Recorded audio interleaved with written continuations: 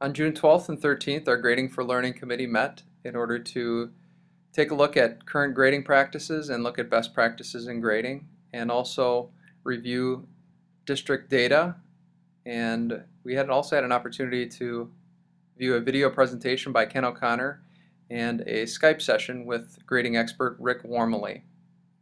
Some of the day one highlights from Ken O'Connor were that he mentioned we've made school a grading game and not a learning game.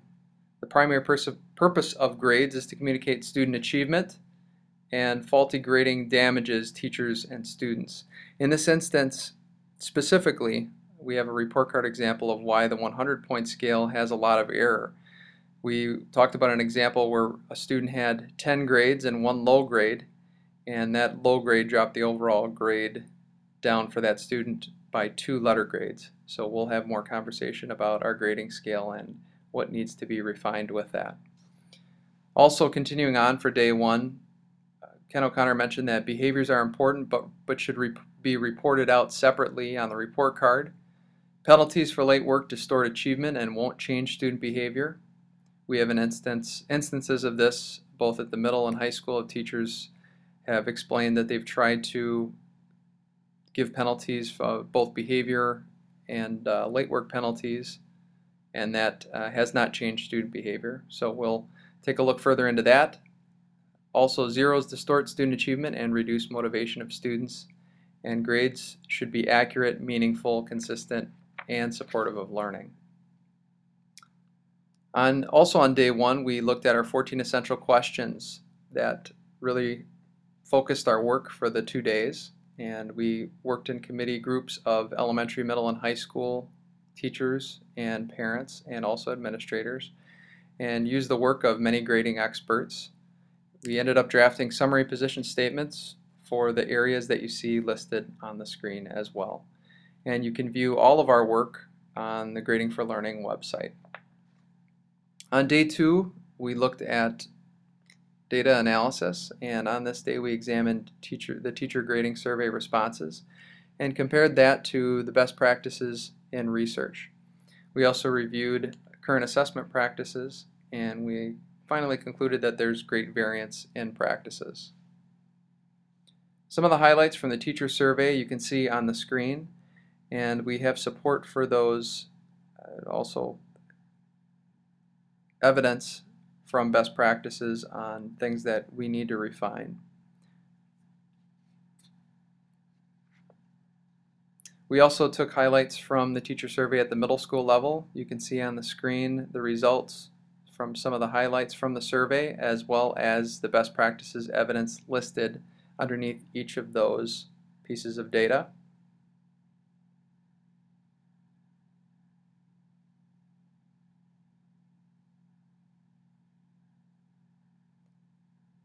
And then finally we had highlights from the teacher survey at the high school level, where we did the same. We found 3 data points and specifically here, and then reported out what the best practices would be.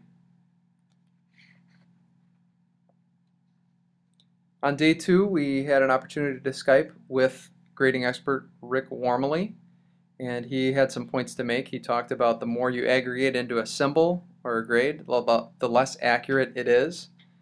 He also mentioned that it would take until grade 22 to teach everything, so we must decide which standards we need to focus on. And also, true professionals need to be able to explain what they do.